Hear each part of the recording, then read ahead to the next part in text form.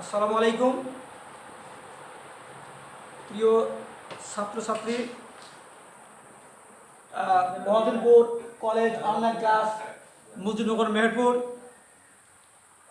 HSC 2022 economics second part assignment দ্বিতীয় সপ্তাহের জন্য যে আমাদের অনলাইনে ক্লাস আমরা নিচ্ছি, আজকের সেই অ্যাসাইনমেন্টের ওপর আমি কিছু তোমাদের আলোকপাত করব। অ্যাসাইনমেন্ট দ্বিতীয় সপ্তাহের অ্যাসাইনমেন্ট হচ্ছে যে রবির বাবার 2 বিঘা জমি আছে, উক্ত জমির আলোকে একটি টেকসই পরিবেশ কৃষিভিত্তিক প্রকল্প রূপরেখা প্রস্তুত করো। আমরা এই অ্যাসাইনমেন্টের ওপরে কিছু শিকন ফল বা নির্দেশনা বিষয়বস্তু আছে, সেগুলো একটু আলাপ করে দেখি। প্রথমত শিকন ফল বা নির্দেশনা বিষয়বস্তু আমরা বলতে প্রথমে বুঝি যে বাস্তব চিত্র, ঘটনা, তথ্যের উপর ভিত্তি করে বাংলাদেশের কৃষিখাতের শস্য উৎপাদন, মৎস্য চাষ, গবাদি পশু, হাঁস মুরগি প্রতিপালন, মাশরুম চাষ, বন ও নার্সারি স্থাপনের পরিবর্তন ব্যাখ্যা করতে হবে। দ্বিতীয় হচ্ছে বাংলাদেশের কৃষিতে পরিবেশের দূষণ, বৈশ্বিক উষ্ণতা, জলবায়ু পরিবর্তনজনিত প্রভাব চিহ্নিত করে বিদ্যমান সংকট উত্তরণ ও অভিযোজনের উপায় অনুসন্ধান করতে হবে এবং বাংলাদেশের কৃষি উন্নয়নের পারমাণবিক শক্তি বায়োটেকনোলজি পদ্ধতি ব্যবহার করে এর গুরুত্ব ব্যাখ্যা করতে হবে। তারপরে 4 নম্বর হচ্ছে যে কৃষি উন্নয়নে গৃহীত নীতি ও কর্মসূচির প্রতি যথেষ্ট সমর্থন দানে উদ্বুদ্ধ হতে হবে। এখন এই সমস্ত অ্যাসাইনমেন্টের ওপর ভিত্তি করে, দিক নির্দেশনা বা শিকন ফলের উপর ভিত্তি করে আমরা কয়েকটি নির্দেশনা পেয়েছি। যেমন বাংলাদেশের কৃষি পরিবর্তন ধারা। আমরা প্রথমে কৃষি পরিবর্তন ধারা বলতে আমরা কী বুঝি সেটা আমরা জানতে হবে। আমরা জানি যে কৃষির বিভিন্ন উপখাত এবং সামগ্রিকভাবে কৃষিখাতের অর্থাৎ কৃষির উৎপাদন বর্তমানে বেশ কিছু পরিবর্তন আমরা লক্ষ্য করেছি। নিকট অতীতে বাংলাদেশের কৃষিখাত বলতে শুধু ফসল উৎপাদন, বিশেষত ধান, পাট, আখ এবং তামাক, কিছু অল্প শস্যর উৎপাদন সীমাবদ্ধ ছিল। বর্তমানে এই শস্য উৎপাদনের পাশাপাশি গবাদি পশু, হাঁস মুরগি প্রতিপালন, চিংড়ি চাষ, মাশরুম, বন, নার্সারি ইত্যাদি স্থাপনের ব্যাপক উন্নতি সাধন করা হয়েছে। আমরা প্রথমে যদি শস্য উৎপাদন এবং গবাদি পশুর শস্য উৎপাদনের প্রতি আলোকপাত করি, তাহলে আমরা এখন দেখি যে এর পরিবর্তনটা কী ধরনের সূচিত হয়েছে। আমরা জানি যে শস্য উৎপাদন উপখাত বাংলাদেশের কৃষির বৃহত্তম উপখাত। বাংলাদেশের শস্যসমূহকে মোটামুটি 2 ভাগে ভাগ করা যায়। একটা হচ্ছে খাদ্যশস্য, আরেকটি হচ্ছে অর্থকরী শস্য। খাদ্যশস্য বলতে আমরা কী বুঝি? মানুষের প্রয়োজনীয় যে সমস্ত শস্য গ্রহণ করা হয় সেটি হচ্ছে খাদ্যশস্য, যেমন ধান, গম, আলু, ডাল, তেলবীজ। আমরা একটি বিগত কয়েকটি বছরের কয়েকটি খাদ্যশস্য উৎপাদনের পরিমাণ আমরা জানি এখান থেকে। যেমন খাদ্যশস্যের নাম ধান, গম, ভুট্টা এবং উৎপাদনের পরিমাণ আমরা দেখি। প্রাথমিক পর্যায়ে আমরা দেখি 2016 এবং 17 অর্থ বছরে ধান হয়েছে 338.6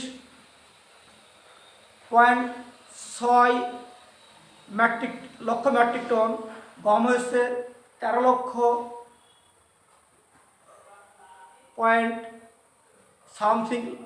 লক্ষ মেট্রিক টন। ভুট্টা হয়েছে 35.16 মেট্রিক টন। আমরা ধান দক্ষিণ এশিয়া এবং দক্ষিণ পূর্ব এশিয়ার অন্যান্য দেশের মতোই এদেশের ধান ও ভাত মানুষের হয়। আমরা শতকরা 80% জমিতেই আবাদ করে থাকি। এখন যদি আমরা ভুট্টার দিকে তাকাই, খাদ্যশস্য হিসেবে বাংলাদেশে ভুট্টা চাষ ক্রমশ জনপ্রিয়তা অর্জন করেছে এবং ধানের পাশাপাশি ভুট্টাও মানুষ উৎপাদন করে থাকে। আলু একই অবস্থা। গম, ধানের পাশাপাশি বা ভাতের পাশাপাশি আমরা গম ব্যবহার করতে এই খাদ্য হিসাবে। এখন অর্থকরী ফসলের মধ্যে আমরা যেটা বুঝি সেটা হচ্ছে পাট, চা, আখ, তামাক। 2015 এবং 16 অর্থ বছরে আমরা অর্থকরী ফসল ব্যাপক উৎপাদন করি এবং ব্যাপক বৈদেশিক মুদ্রা অর্জন করি, দেশের অভ্যন্তরীণ চাহিদা মিটিয়ে। এবার আমরা যদি হাঁস মুরগি হাঁস মুরগি প্রতিপালন করে থাকি, আমরা সেটা দেখি যে ক্রমবর্ধমান জনসংখ্যার আমিষের চাহিদা পূরণ এবং গ্রামাঞ্চলে বেকার যুবকদের কর্মসংস্থান ও আয়ের উপায় সৃষ্টি এবং গ্রামের জীবনযাত্রার মান উন্নয়নের ক্ষেত্রে হাঁস মুরগি পালন ইতিমধ্যে একটি সম্ভাবনাময় ক্ষেত্র হিসেবে প্রতিষ্ঠিত হয়েছে। আমরা হাঁস মুরগি থেকে যেমন সরকার আধুনিক মানুষের ব্যাপক চাহিদা পূরণে পোলট্রি সেক্টর তথা হাঁস মুরগির লালন পালন মানুষের মধ্যে প্রচণ্ড আগ্রহ সৃষ্টি হয়েছে। সরকার উন্নত জাতের হাঁস মুরগি পালনে সহযোগিতা উৎসাহ প্রদান করেছে। নিম্নে আমরা বিগত কয়েকটি সালে বা 2017 এবং 18 অর্থ বছরে যে দুধ এবং মাংস এবং ডিম কতটুকু উৎপাদন হয়েছে সেটা আমরা দেখি। দুধ হয়েছে 59.9 লাখ মেট্রিক টন 2017-18 অর্থ বছরে। মাংস হয়েছে 56.55 লক্ষ মেট্রিক টন। আর ডিম হয়েছে 9,03,278.72 টি। দুধ, মুরগি, মাংস উৎপাদনের আত্মনির্ভরশীলতা অর্জনের লক্ষ্যে গবাদি পশু, হাঁস মুরগি প্রতিপালনে অনেক আগে থেকে মানুষ চেষ্টা চালিয়েছে। বর্তমান অর্থ বছরে এই চেষ্টা অব্যাহত আছে, আরও দিন দিনে ক্রমবর্ধমানভাবে বৃদ্ধি পাচ্ছে। এবার আমরা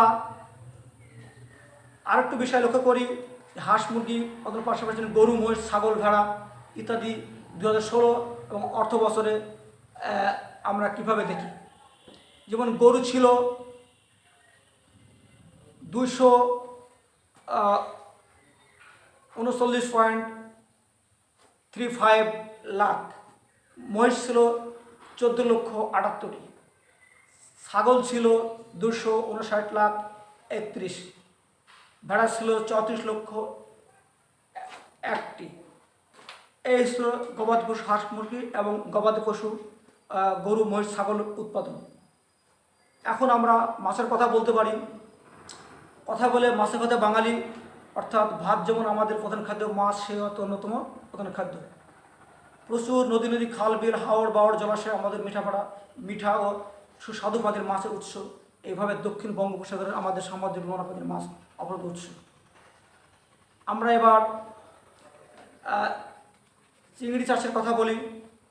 চিংড়ি চাষ বৈদেশিক মুদ্রা অর্জনের ক্ষেত্রে মৎস্য খাত ব্যাপক সফলতা অর্জন করেছে।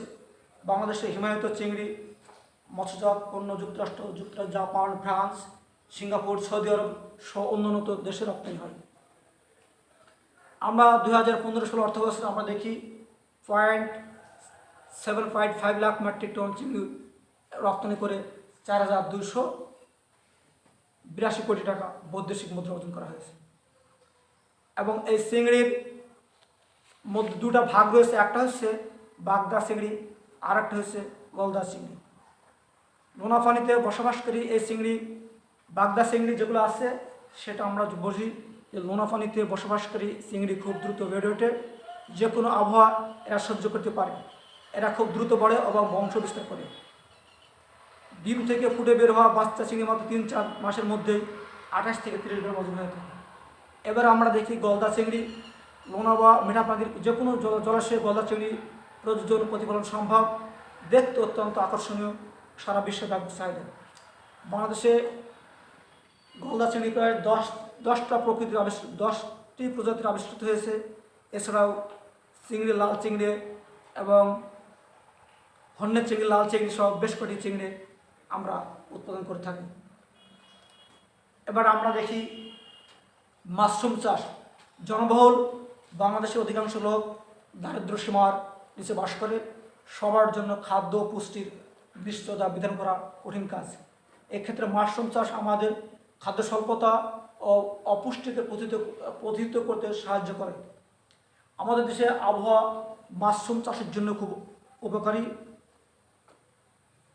আমাদের এই চাষ করার জন্য খুব একটা জমির প্রয়োজন নেই।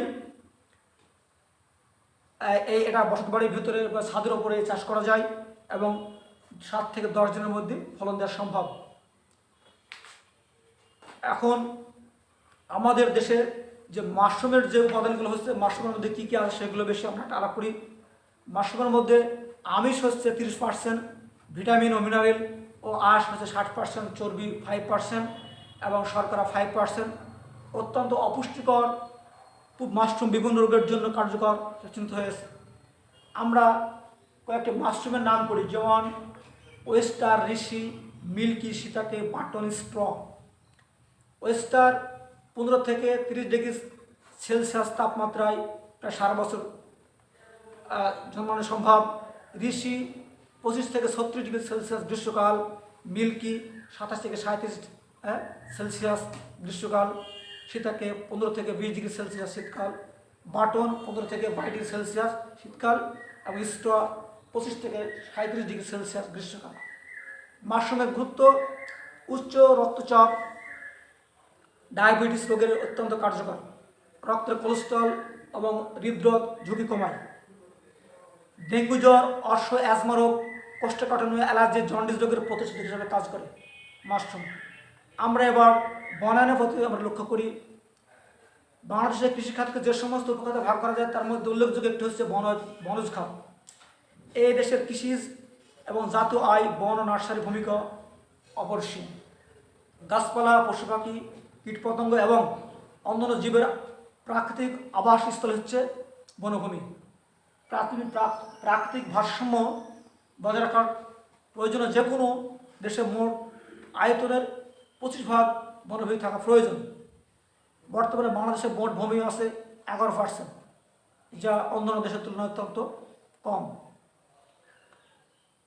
আমরা এই বনভূমিকে আবার ভাগ করা যায় ক্রান্তীয় চিরহরিত বনভূমি এবং ক্রান্তীয় ফলনশীল বনভূমি। আমরা ক্রান্তীয় চিরহরিত বনভূমি পার্বত্য, চট্টগ্রাম, রাঙামাটি, খাগড়াছড়ি এলাকায় পাওয়া যায় এবং জন্মে। আর ক্রান্তীয় ফলনশীল বাংলাদেশের ময়মনসিংহ, টাঙ্গাইল, গাজীপুর, রংপুর, দিনাজপুর এই সমস্ত জন্মায়। এবার আমরা যদি নার্সারি স্থাপন করি, বাণিজ্যিক উদ্দেশ্যে ফুল, ফল ও সৌন্দর্যবর্ধক বিভিন্ন গাছের চারা উৎপাদনের উদ্দেশ্যে নার্সারি স্থাপন করা সম্ভব। কৃষিপ্রধান দেশে কৃষি উৎপাদনের বহু আগে থেকে চলছে, কিন্তু গাছের চারা উৎপাদন ও এর পরিচর্যার জন্য নার্সারি স্থাপনের কাজ বেশি দিন হয়নি। সাধারণত বেসরকারি উদ্যোগে নার্সারি স্থাপন বেশি দেখা যায়। বেসরকারি উদ্যোগের পাশাপাশি সরকারের ক্ষেত্রেও অনেক নার্সারি রয়েছে, যেগুলো থেকে আমরা চারা উৎপাদন করে আমরা নিজের আঙিনায় বা বিভিন্ন অঞ্চলে আমরা স্থাপন করতে পারি। আমরা এবং জলবায়ু পরিবর্তনের জন্য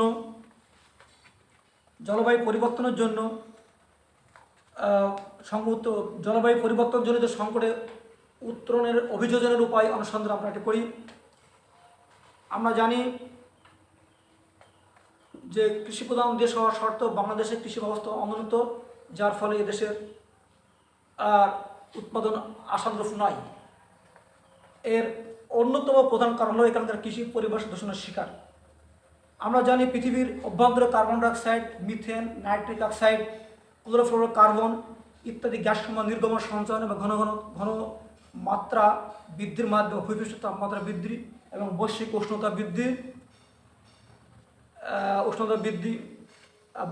উষ্ণতা ফলে পৃথিবী পানির স্ফীতি, মেরু অঞ্চলের হিমায়িত দ্রুত গলনের ফলে সমুদ্রপৃষ্ঠ পানির উচ্চতার ক্ষেত্রে একটি বৃহৎ পরিবর্তন ঘটতে থাকে। পরিবেশ বিজ্ঞানের মধ্যে বৈশ্বিক উষ্ণতা বৃদ্ধির ফলে সবচেয়ে ক্ষতিগ্রস্ত দেশ হচ্ছে বাংলাদেশ। আমরা এই জলবায়ু পরিবর্তনজনিত সংকট উত্তরণ অভিযোজনের উপায় আমরা যেগুলো বের করতে পারছি সেগুলো আমরা একটু দেখি। আমরা জানি জলবায়ু পরিবর্তনজনিত সংকট উত্তরণের অভিযোজনের কিছু উপায় আছে, সেগুলো যদি আমরা করি এর মধ্যে আছে যেমন নতুন নতুন উদ্ভাবন কৃষিক্ষেত্রে জলবায়ু পরিবর্তনের জন্য আবশ্যক। এসব উদ্ভাবন হতে পারে সার, বীজ, সম্পর্কিত হতে পারে কলাকৌশল বা প্রযুক্তিগত। প্রয়োজনীয় কৃষি উপকরণ এবং প্রযুক্তিগত উদ্ভাবনের জন্য প্রয়োজনীয় ব্যবস্থা গ্রহণ করতে হবে। ট্রাভিস ল্যাবার্ট অ্যান্ড ড্যানিয়েল সামার পরিবেশ দূষণ এবং জলবায়ু পরিবর্তনের সাথে কৃষিখাতকে খাপ খাওয়ানোর জন্য 6টি নীতি নির্ধারণ করেছে।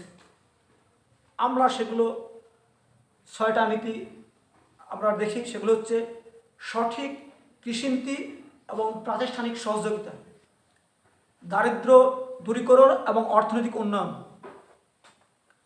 দরিদ্র মানুষের মধ্যে ব্যবসা বাণিজ্যের সম্প্রসারণ, প্রযুক্তি ও কলাকৌশলের সহজলভ্যতা, স্থানীয় পর্যায়ে কৃষির আধুনিকরণ সহায়ক ভূমিকা এবং দ্রব্য উৎপাদনের বাণিজ্যকরণ। জলবায়ু পরিবর্তনের এই 6টি অভিযোজনের উপায় আমরা যদি এগুলো পালন করি তাহলে আমরা এর থেকে আমাদের মুক্তি পাওয়া সম্ভব। এরপর আসছে যে কৃষি খাতে পারমাণবিক শক্তি, জৈব প্রযুক্তি এবং আইসিটি ব্যবহারের সোপান। কৃষিখাতে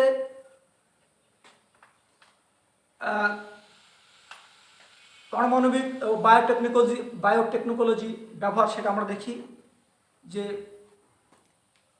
কৃষিতে পারমাণবিক প্রযুক্তি ব্যবহার, যেমন FAO, food and agriculture organisation and international atomic energy agency কর্তৃক স্বীকৃত এবং কৃষি খাদ্য সামগ্রীতে তেজস্ক্রিয় আইসোটোপ ব্যবহার করে এগুলো পরিমাণ, গুণ ও রূপের পরিবর্তন ঘটিয়ে প্রযুক্তি ও পারমাণবিক কৃষি প্রযুক্তি, চিকিৎসা, শিল্প, বাণিজ্য, অবকাঠামো ইত্যাদি খাতের মধ্যে কৃষি এবং খাদ্য প্রক্রিয়াজাতকরণ খাতে পারমাণবিক শক্তির ব্যবহার তাৎপর্যপূর্ণ।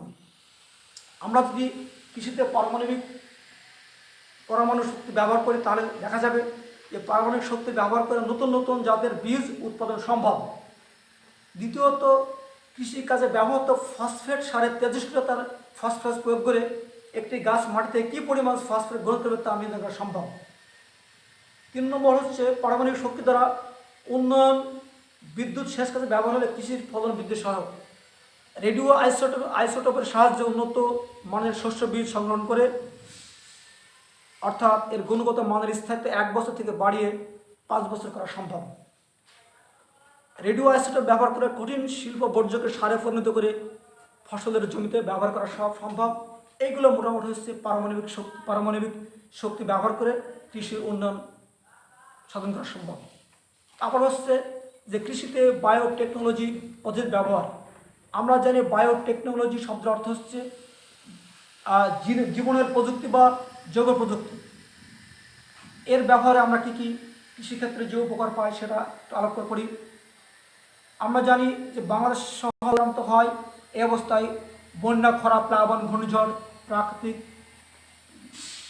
দুর্যোগ ক্ষতিগ্রস্ত না হয়, এই অবস্থায় আমরা জৈব উৎপাদনে জৈব প্রযুক্তি ব্যবহার অনস্বীকার্য। মাছের পোনার কৃত্রিম প্রজননের প্রক্রিয়া উদ্ভাবিত হয়েছে। বাংলাদেশের ধান গবেষণা ইনস্টিটিউট, বাংলাদেশ কৃষি গবেষণা ইনস্টিটিউট ধান, গম, ডাল, আলু, ফলমূল এবং শাকসবজি রোগ প্রতিরোধকারী উচ্চ ফলনশীল প্রজাতির বীজ উৎপন্ন করা হয়েছে। বায়োটেকনোলজি ব্যবহার করে অতি সম্প্রতি বাংলাদেশ শুরু হয়েছে অণুজীব বিজ্ঞানীরা মানুষের স্বাস্থ্যসেবা, কৃষি শিল্প ও পরিবেশ দূষণ নিয়ন্ত্রণের জন্য কাজ করে তুলে যাচ্ছে। এছাড়া আরও অনেক কিছু আছে আমাদের, যেমন কৃষি ক্ষেত্রে আইসিটি ব্যবহার আছে। আইসিটিতে ব্যবহার আমরা জানি যে বন্যা, ঝড়, ভূমিকম্প, জলোচ্ছ্বাস, খরা, অনাবৃষ্টি, অনাকৃত প্রাকৃতিক দুর্যোগ, প্রাকৃতিক ভয়াবহতা সম্পর্কে আগে থেকে আমরা আভাস পেতে পারি। ফসলের বিভিন্ন বৈশিষ্ট্য, কৃষির উপকরণ, নতুন প্রজাতির শস্য উদ্ভাবন, তথ্যের উপত্য সংরক্ষণ, প্রয়োজনীয় উক্ত তথ্য কৃষকদের প্রদান করা যেতে পারে। আমরা কৃষিতে পারমাণবিক শক্তি, জৈব প্রযুক্তি, আইসিটি ব্যবহারের সুফল আমরা পেতে পারি আলোকপাত করলাম। এবং সরকারের এ নিয়ে বিভিন্ন নীতি আছে, সেটাও আমরা দেখব। সরকারের কৃষি প্রযুক্তি, সরকার গৃহীত নীতি এবং কর্মসূচি কৃষি ও এদেশের অর্থনীতির একটি অতি গুরুত্বপূর্ণ খাত। বর্তমানে দেশের জিডিপির প্রায় 1/5 অর্জিত হয় কৃষি খাত থেকে। তার চেয়ে বড় কথা, কৃষি এদেশের জনমানুষের খাদ্য পুষ্টি নিরাপত্তা প্রদানের প্রধান অন্যতম উৎস। এখন দেশের বিপুল জনসংখ্যা কর্মসংস্থান হয়ে থাকে কৃষিকে অবলম্বন করেই। ফলে ক্রমবর্ধমান জনসংখ্যার জন্য খাদ্য সরবরাহ নিশ্চিত করা হয়।